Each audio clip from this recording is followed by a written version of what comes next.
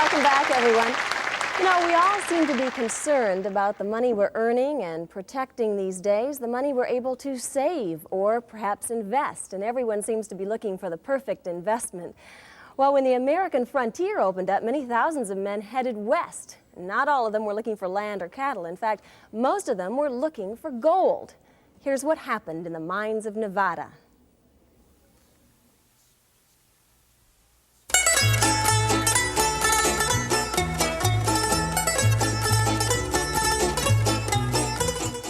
The gold rush of the 1850s produced an unexpected bonus. Tons of blue mud, discarded from the gold mines of Nevada, yielded piles of gleaming silver. What the miners had cursed as a problem became the wealth of thousands of men. In response to the massive amount of silver being mined in nearby hills, the federal government opened a mint in Carson City, Nevada. Nickels, dimes, eagles, and double eagles were all minted, but none were as famous as the Carson City silver dollar. For 23 years, the mint produced millions of these coins, but the Comstock lode was eventually exhausted, and in 1893, the Carson City Mint was closed. A 1964 government audit revealed 2.9 million Carson City silver dollars hidden in the Treasury Department's own vaults. An act of Congress, signed by President Nixon, released these for sale to the public. In 1973, the Carson City silver dollars were sold at auction, highlighting an exciting era of American history. Well, our next guest, Fine, how are you? now, how did you get the money at just 16 years old? Wasn't it about $15,000 to invest in those Carson City dollars? Yeah, there was quite a bit of money for a kid at those times, but I recognized the opportunity that was involved by the offering of the United States Mint because it was offered in two different categories, one for $15 and one for $30. Apparently what had happened was the people who had divided up this lot did not realize that the ones they had priced at $15 were actually worth more than the ones they had priced at $30. When I discovered this, I talked my parents into taking out a second mortgage on their house and lending me the money. They must have really trusted your wisdom and insight in investing at 16 years old. I'm very, very fortunate to have had them, to have been able to rely on them, because other people who had an idea that this might be the case had no idea of where to get the money. And at the last minute, we finally got all the papers signed, and I rushed down to the post office to mail off the checks. And we had won the entire lot of about 1,000 pieces for $15,000 when they arose. Between the time I bought them and the time they arose, I had worked out a deal to sell them to another rare coin dealer in the Philadelphia area for $29,000 sight unseen. When they were delivered, we just handed them straight over to them in large mail bags, about 8 mail bags altogether. Now, between the next few years then, between the age of 16 and I believe it was 23, you became a millionaire through your investment in rare coins. Isn't that true? That's true. The way it was done was, when I first got into the business at about 12 years old, I tried to travel around with other rare coin dealers who I felt really knew how to make money in this business. I figured that if I traveled around with other professionals long enough, I would learn enough about how they operated that I would be able to pick it up myself. And eventually, two of these people that I traveled around with ended up becoming business partners of myself. And as the years went on, I used the initial capital profit from the transaction of the Carson City silver dollars to keep building on and buying larger and larger coin purchases and keep turning them over and turning them over You years. brought some items from your collection here today. Can you show us what they are and which ones are worth the most? Well, the big item right in front of us is a set of coins that was made to commemorate the opening of the Panama Canal in 1915. The large octagonal piece in the center is the only octagonal coin that was ever made by the United States. How much is it worth today? The whole set is worth $52,000. Just the octagonal piece by itself is worth $35,000 to $40,000.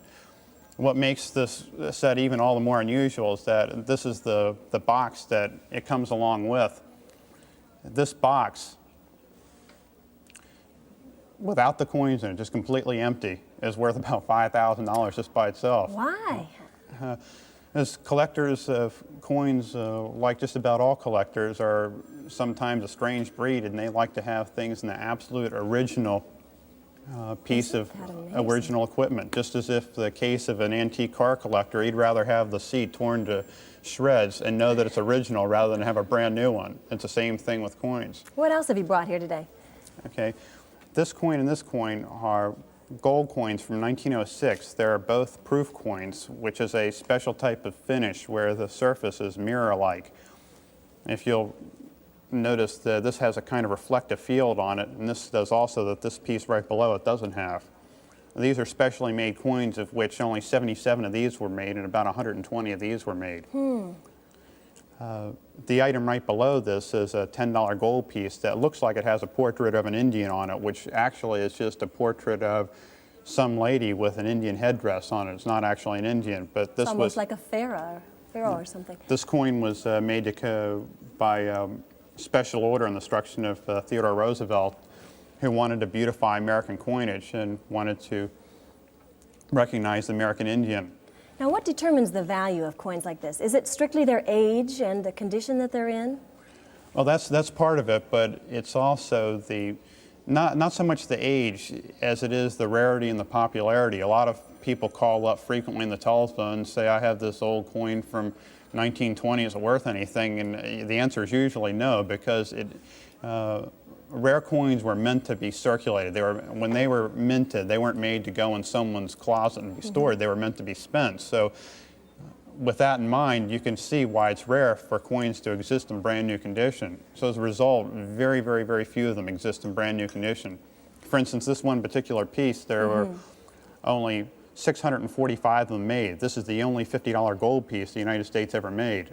And consequently, as a result, over a period of time, there are no more than a couple hundred still left. Now, a lot of experts today are saying that rare coins are one of the safest and most profitable investments that you can make. Why is that true? Now, the reason that rare coins have been such a profitable investment over the years is that the supply is constant. You notice every one of these coins has one thing in common, even though they're different sizes, from the small little 3-cent piece to the smallest coin the country ever made to the largest $50 gold piece.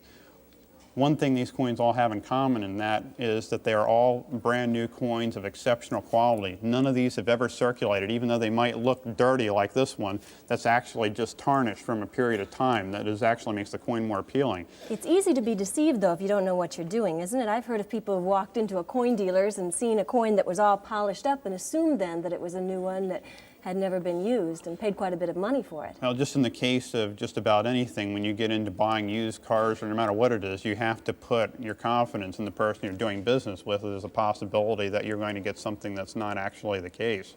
That's probably one of the key things, is choosing a good dealer. That's correct, because if you don't, you may likely end up with something that's not what you expected. What does this chart show us here, Greg? This is a chart that shows the relative value of the increases of rare coins over the past 20 years. That chart is charting the value of coins like what are sitting right in front of us as they've risen in appreciation over the years. As you can plainly see, from 61, 71, 74, 76, all the way up, we've just had nothing but a straight line up.